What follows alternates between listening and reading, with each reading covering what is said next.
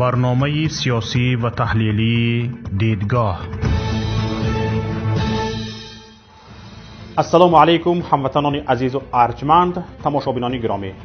در برنامه سیاسی و تحلیلی دیدگاه شوکتی محمد با شما هستم.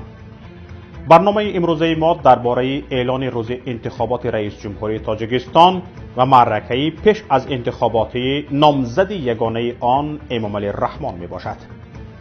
ویژگی برنامه امروزه ما در آن است که ما نظر چند کارشناسان و سیاستمداران را نیز در این باره پرسیده ایم و در رفت برنامه استفاده خواهیم کرد. امامعلی رحمان نامزد یگانه و از حالا پیروز انتخابات قریب الوقوع ریاست جمهوری معرکه تبلیغاتی پیش از انتخاباتش را شروع کرده است. این معرکه از حالا تخمین‌ها درباره جایگزینی او شدن پسرش در همین انتخابات را کنار برده است. البته به پاندمی کرونا ویروس و بحران شدید اقتصادی راست آمدن انتخابات به نفع رئیس جمهوری فعلی نیست، اما این قاعده در کشورهای کار می‌دهد که انتخابات شفافند. در کشوری چون تاجیکستان آنهای هم که 3 روز چیز نخوردند یا زیر دستگاه نفس صنعی قرار دارند به پیشوایشان آواز خواهند داد. هیچ معرکه‌ای پیش از انتخاباتی هم ضرورت ندارد، اما امامعلی رحمان از آن کار میگیرد و ما هم مجبوریم به آن پردازیم. معرکه نشان میدهد که امامعلی رحمان تصمیم گرفته است این دفعه هم خودش با رقیبان سرسخته چون عبدالحلیم غفارزاده، سید جعفر عثمانزاده و عالمجان بابایف وارد رقابت شود. ظاهراً یا خودش به این نتیجه رسیده است و یا برایش اشاره کرده‌اند که همتایانش از اتحاد دولت‌های مستقل یعنی رئیس جمهوران این کشورها هنوز با نشستن با رستم پسر امامعلی رحمان گرد یک میز آماده نیستند. نمیخواهند با این ترمیزک سر یک میز نشینند. اما ناگهان مجلس ملی قرار کرد انتخابات 1 ماه قبل یعنی 11 اکتبر برگزار شود. مدعیان کرسی ریاست جمهوری اکنون همگی 2 ماه فرصت دارند تا امضا جمع‌آوری کنند، حجت پیشنهاد نمایند و نامزد شده و معرکه پیش از انتخاباتی راه اندازی سازند. فرصت بسیار کم که اگر نامزد صاحب اختیار هم پیدا شد در گمان است که تواند آن را دریافت کند. ظاهراً این تصمیم مجلس ملی به همین گونه نامزدها از جمله رحمت الله زایروف رئیس حزب سوسیال دموکراتی تاجیکستان ربط دارد. برخی از تحلیلگران هم به این نظرند که یکی از سبب‌های اساسی شتاب در برگزاری انتخابات راه ندادن رحمت الله زایروف و کمانده‌اش به آن است. با ریسورس و امکانیتی که حزب سوسیال دموکرات دارد جمع و گیر کردن تمام معرکه در 2 ماه تقریبا غیر امکان می باشد. تماشابینان گرامی، ما کوشش کردیم دیدگاه رهبر حزب سوسیال دموکراتی تاجیکستان رحمت الله زایروف را در این باره پرسان شویم. متاسفانه به زنگ اسکایپی ما آقای رحمت الله زایروف جواب نگفتند. محمود آدینایف معاون رئیس حزب سوسیال دموکراتی تاجیکستان به ما گفت پرینسیپ های حزبی خود را در این باره دارند. در اصل حزب سوسیال دموکرات امروز حکومت کنونی تاجیکستان رو ترسانده است. ترساندن همین مضمون قطعی گفتم میتوانم که تمام مردم که امروز در گوشه کنوری تاجیکستان در بیرون از تاجیکستان عمر به سر میبرند، حتی مهاجران روسیه علاوه همه اینها از چنین حکومتی که کنونی ایفای ادای وظیفه میکند بیزاری میجویند، بیزار هستند. همه اینها امکانیت دارند که گیر اطراف حزب سوسیال دموکرات جمع شده، یعنی که انتخابات رو با واسطه حزب سوسیال دموکرات یعنی که حل کنند، برند، یعنی که حکومت کنونی از بین ببرد. این رو همه ما میدونیم. از همین لحاظ اینها پیش از مهلت انتخاباتی برگزار کردن انتخابات دیگر روز تعیین کردند. یکم سببش همین است. دیومش این است که این استفاده بردن این کرونا ویروس و این هم یک بهانه برای حکومت امروزه شده میتواند. سومش دیگر نگرانی کرد دیگر جمهوری هایی که امروز ما میبینیم علاقه من بلاروس هم مثال آورده میتونم که بینه در کدام وضع در کدام حالت قرار دارد، یا اینکه ما مثال میگیریم جمهوری قزاقستان، این هم نگران کرده ایستاده است. به هر صورت انتخابات میگذرد، شفاف نمیگذرد، دموکراتی نمیگذرد، فقط زوراوری، تهدید به جان مردم، تهدید به جان هر یک انسانی که امروز اشتراک کرده نمیخواهد و میخواهد، اینا گذراندنی هستند. لیکن میگذرانند. ما هم پوزیسیون خود رو داریم. این کاری خوبی نیست، این جوانمردی نیست که مهلتی یعنی که فرصتی ما کم کنن و ما اشتراک نکنیم، ما به حق نرسیم. این برای خودشون خوب نمیشود. عاقبت اون چیزی که کاشتن همون نمیگیرن. این مردمی که امروز در روسیه آمدن نمیتونند، مردمی که امروز میخواهند بیاین از اون مشقت کشیدن از طرف کنسولگری روسیه یا اینکه سفارت های روسیه در کدام حالت قرار دارند و یعنی که شهروندای بی وطن میگیم، شهروندای بی کس و بی نوا. برخی از کارشناسان دیگر هم میگویند این شتابکاری به تحولات اخیر در روسیه و بلاروس ربط دارد. الیک پانفیلوف، نویسنده و روزنامه‌نگاری زاده تاجیکستان، در صحبت کتبی به ما گفت به یک ماه بر وقت از وقت معمولی اعلان شدن روز برگزاری انتخابات در تاجیکستان به عاصمه سرای امامعلی رحمان بستگی دارد. امامعلی رحمان شروع به فهمیدن کرد که خواجگان روسش با مشکلات زیادی سیاسی، حربی و پیش از همه اقتصادی مواجه شدند. هر لخته که تنها در حال خودش را خوب احساس می کند که وضع خواجه‌اش خوب باشد، اما وقت خواجه دچار مشکل شد کنترلشان را از دست می دهند و نمی دانند از آینده چی انتظار شوند. تحلیلگران می گویند امامعلی رحمان هراس دارد، می ترسد که اعتراضها در این دو کشور شریک استراتژیش یعنی بلاروس و روسیه روزی به تاجیکستان هم خواهد کوچید و شروع آن قبل از انتخابات می تواند نه تنها پیروزی بلکه باقی ماندنش در کشور را هم زیر سوال برد. زیرا روز انتخابات میلیون ها نفری که به کوچه می برایند تا به پای صندوق ها بروند می توانند سمت حرکتشان را سوی میدان ها تغییر دهند. محی‌الدین کبیری، رهبر پیمان ملی تاجیکستان می گوید ماه نوامبر در تاجیکستان بحران به اوج خود می رسد. احتمال برق هم لیمیت شود. امامعلی رحمان می خواهد در فضای بهتر انتخابات گذارد.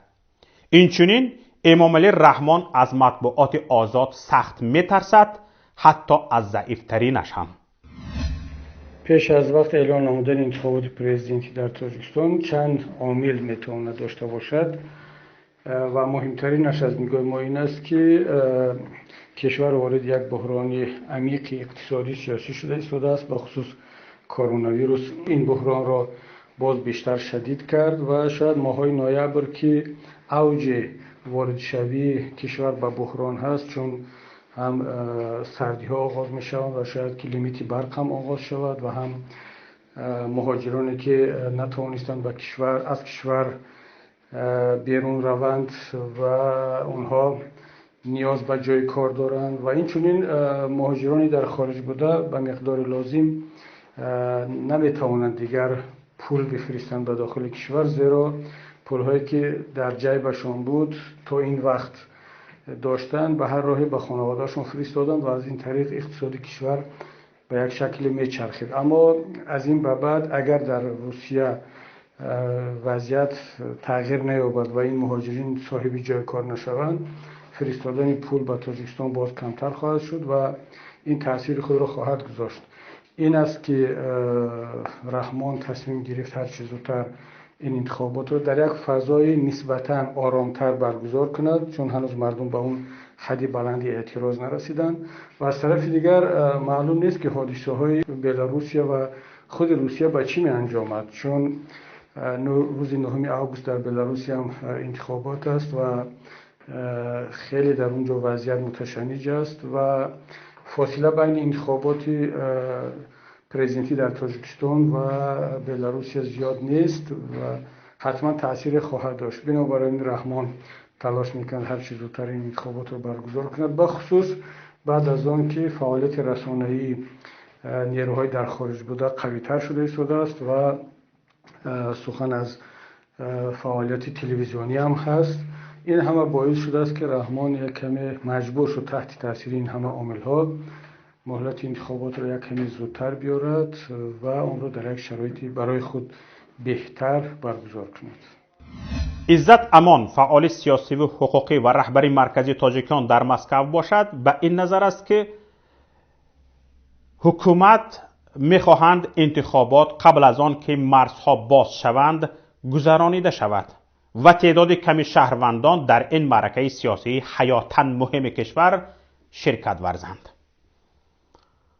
آبرالای کنو ماهگیر. خب به گمان من تغییر دادن روز انتخابات و تاریخ انتخابات بیشتر به آن ربط میگیرد که حکومت کشور میخواهند در همین زمان پاندمی، در زمانی که واقعا هم کریزیس، هم بحران اقتصادی هم بحران میشود گفت صحت و سلامتی وجود دارد، انتخابات را گذرانند. چرا نزدیک آوردن، چرا تغییر دادن، چرا به 6 اکتبر گذاشتن؟ به گمان اغلب نمیخواهند که مرزها باز شوند، نمیخواهند که منتظر شوند که مرزها باز شوند و مهاجرین برگردند و یک سر و سامان پیدا شود. ببینید پاندمی و خود کرانتین در روسیه تا 15 سپتامبر اعلان شده است، یعنی تا 15 سپتامبر مرزها بستند. حالا گمان می رود که باز همین کرانتین شاید چند ماه دیگر در روسیه دوام کند.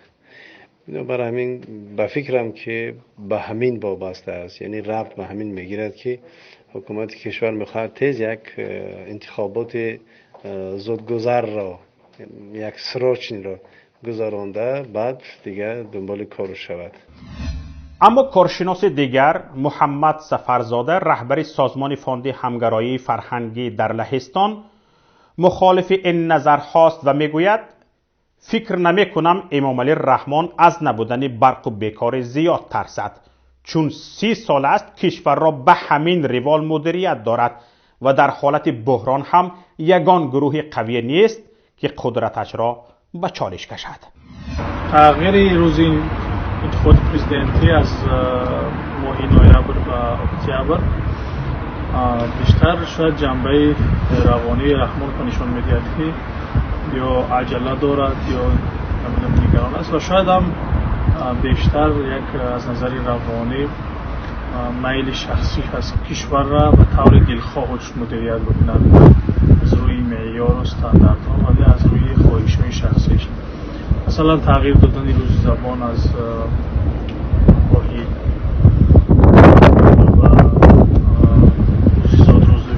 تغییر قانون اساسی و تغییرات های به جایی که هست، مثلا برگزار کردن عید خربوزه، تربوز، همه اینها بیانگری مثلا یک مدیریت کشور و طوری همون دلخواهش یا کلخوزی هست.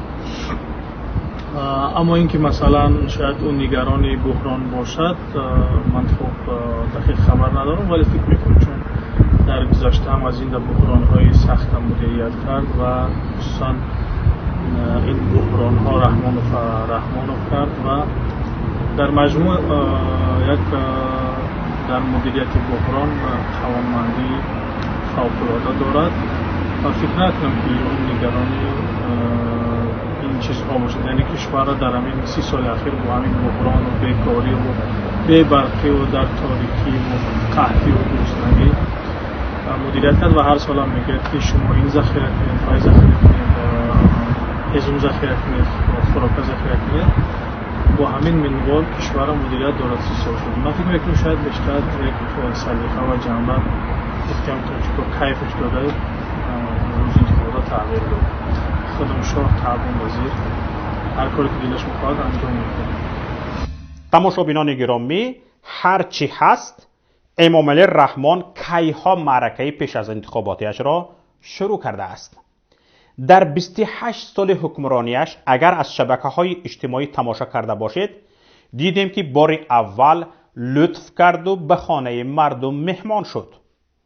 البته درباره مهمانی و کدبانی با هنر بودن امامعلی رحمان باید بیشتر گفت و ما آن را در این برنامه گنجانیده نمیتوانیم. نوبسته از بحران شدید اقتصادی که تا رفت شدیدتر می شود، رئیس جمهور تصمیم گرفت بالا بردن ماهانه کارمندان بودجه را به تأخیر نگذارد. از اول سپتامبر ماهانه از 10 تا 15% بالا می رود. بهانه خوبه برای جلب هزارها معلم و طبیب و دیگر کارمندان دولتی به معرکه انتخاباتی. اما اینجا سوال به میان می آید که آیا زور بودجه به این مصرف علاوه‌ای خواهد رسید؟ عبدالمنان شیرعلیف، کارشناس مسائل اقتصادی، به این شبهه دارد. این اقتصادشناس میگوید حجم قرض دولت از ماهانه تا رفت افزایش می‌یابد و امسال و سال آینده این روند ادامه خواهد کرد. بودجه تاجیکستان قدرت تأمین مصرفی زیاد کردن معاش کارمندان بودجوی و نفقه خوران را ندارد.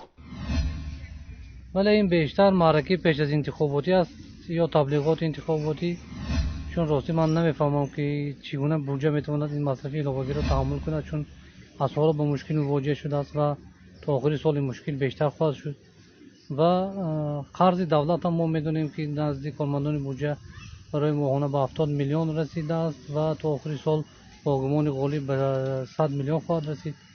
به نظر من یگانه تأثیری که این بالاروی ماهانه خواهد داشت به بودجه دولت یا که به قرض دولت نزد کارمندان خواهد بود که اون بیشتر خواهد شد.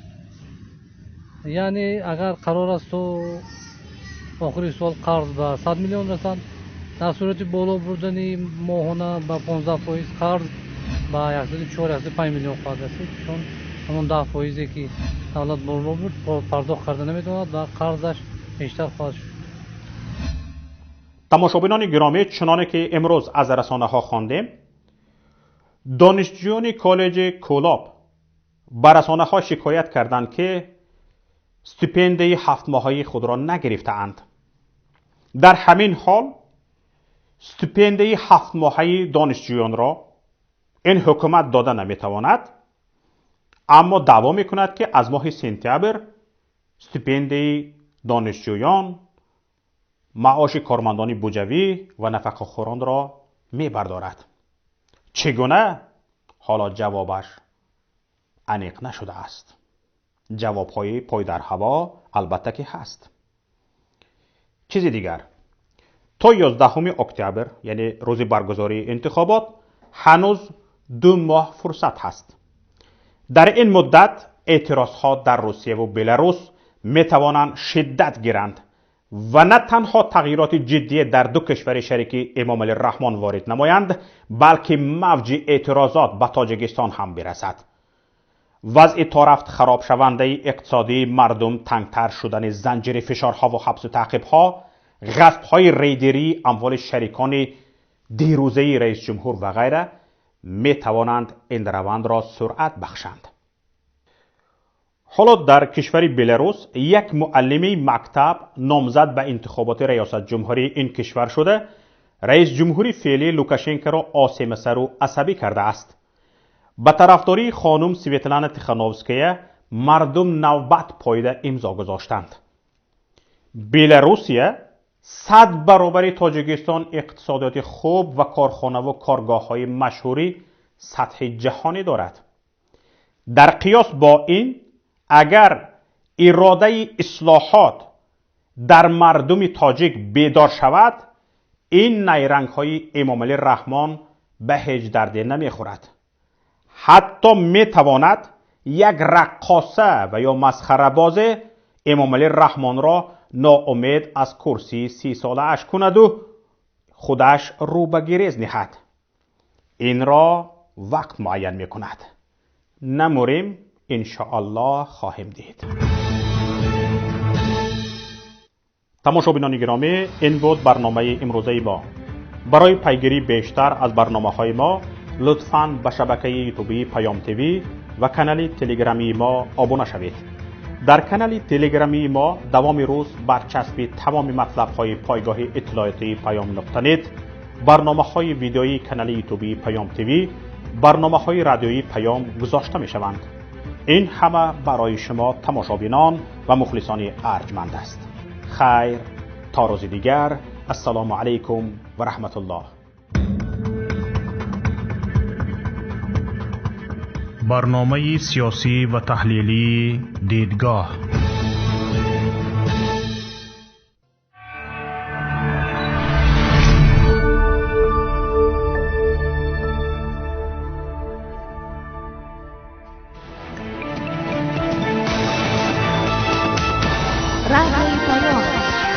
در فضای سیاست صدای جدید. رادیوی پیام.